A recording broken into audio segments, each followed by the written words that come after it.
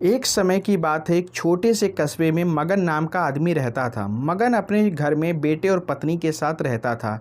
मगन गरीब था, इसलिए वो दिन रात अपने परिवार की ज़रूरतें पूरी करने में लगा रहता था। वह हर हाल में बेटे और पत्नी की खुशी चाहता था। मगन एक छोटी सी कंपनी में काम करता था, जहां उसकी आमदनी घर खर्चे जितनी हो जाती थी। लेकिन फिर भी मगन कंपनी वाला काम खत्म करके दूसरी जगह जाया करता था, ताकि कुछ और पैसे कमा सके। काम में व्यस्त होने से वह अपने परिवार को समय नहीं दे पाता था।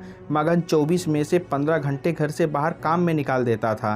रात को देर से आता और सुबह जल्दी जाता था। इस तरह कुछ दिन बीतते गए। एक दिन मगन की पत्नी ने उससे कहा कि आप पूरे दिन काम करते हैं और हमें समय नहीं देते हैं। वैसे भी हमारा खर्चा आराम से निकल जाता है, तो आप इतनी मेहनत क्यों करते हो? हमारे पास जितना है उसी में हमें खुश रहना चाहिए। चलिए आज हम तीनों कहीं घूमने चलते हैं।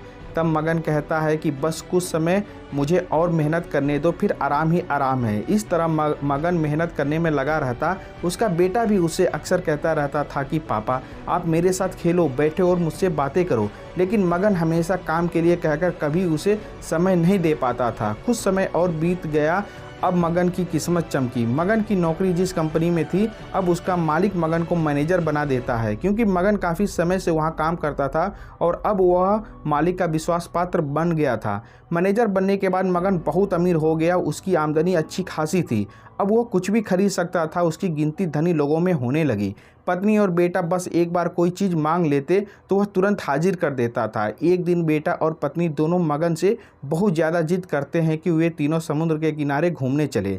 मगन कहता है कि ठीक है, आज चलेंगे, लेकिन मुझे कंपनी में थोड़ा काम है, इसलिए तुम दोनों समुद्र के किनारे पहुँचो, मैं सीधा कंपनी से काम खत्म करके पहुँचता हूँ। पत्नी और बेटा दोनों वहाँ चले जाते हैं। तभी समुद्र में बहुत बड़ी सुनामी आ जाती है और आसपास के लोगों को भी बहा ले जाती है। पत्नी और बेटा दोनों पानी में बह गए। जब मगन वहां पहुंचता है तो ऐसी हालत देख घबरा जाता है। उसने हर जगह देखा, लेकिन सब कुछ नष्ट हो चुका था। उसे यकीन हो गया कि उसकी पत्नी और बेटा भी बह गए।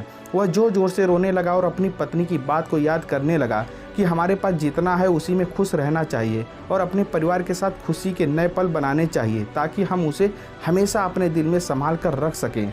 पैसों का क्या है, कभी होंगे तो कभी नहीं होंगे।